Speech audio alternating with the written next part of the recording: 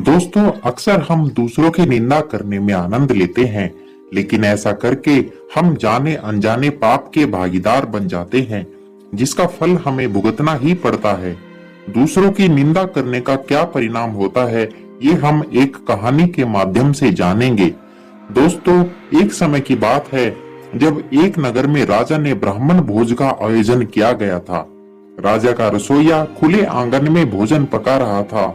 उसी समय एक गिद्ध अपने पंजे में एक जिंदा सांप को लेकर राजा के महल के ऊपर से गुजर रहा था। अब पंजों से छुटकारा पाने के लिए सांप ने फुफकार भरी और सांप के मुंह से जहर निकला और कुछ बूंदें खाने में गिर गई और किसी को इस बात का पता नहीं चला। अब ये जहरीला खाना खाकर ब्राह्मणों की मृत्यु हो गई। जब राजा को ब्राह्मणों की मृत्यु का पता चला तो ब्रह्म हत्या होने से राजा को बहुत दुख हुआ, जबकि राजा का कोई दोष नहीं था।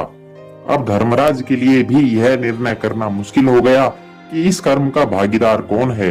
राजा, जिसको पता ही नहीं था कि खाना जहरीला हो गया है, राजा तो ब्राह्मणों की सेवा कर रहा था, या रसोइया जो महाप्रसाद बना रहा था, या गिद्ध, या फिर वो सांप जिसने अपनी आत्मरक्षा में जहर निकाला।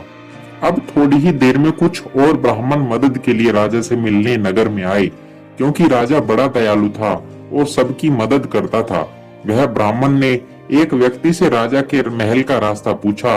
उस व्यक्ति ने ब्राह्मण को रास्ता बताते हुए कहा कि हे ब्राह्मण, ध्यान रखना, वह राजा आप जैसे ब्राह्मणों को खाने में जहर देकर मार देता है।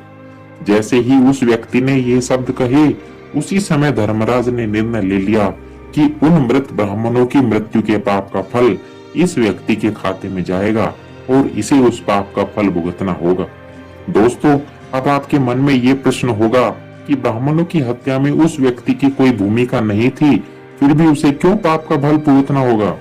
उसका जवाब ये है कि जब कोई व्यक्ति पाप करता है तब उसे बड़ा आनंद मिलता है, पर उन ब्राह्मणों की हत्या से ना तो राजा को, ना रसोइये को, ना गिद्ध को और ना ही सांप को आनंद आया।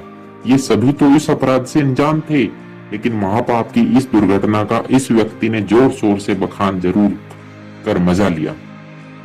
दोस्तों, अक्सर हम जीवन में सोचते हैं कि हमने जीवन में ऐसा कोई पाप नहीं किया, उसके बावजूद हमको किस बात का दंड मिल रहा है। यह दंड वही होता है जो हम पर निंदा कर पाप कर संचित करते रहते हैं। इसलिए आज से ही संकल्प कर लें कि बिना जाने किसी की भी बुराई या चुगली कभी नहीं करेंगे, लेकिन यदि हम फिर भी ऐसा करते हैं तो हमें इसका फल आज नहीं तो कल जरूर भुगतना ही पड़ेगा।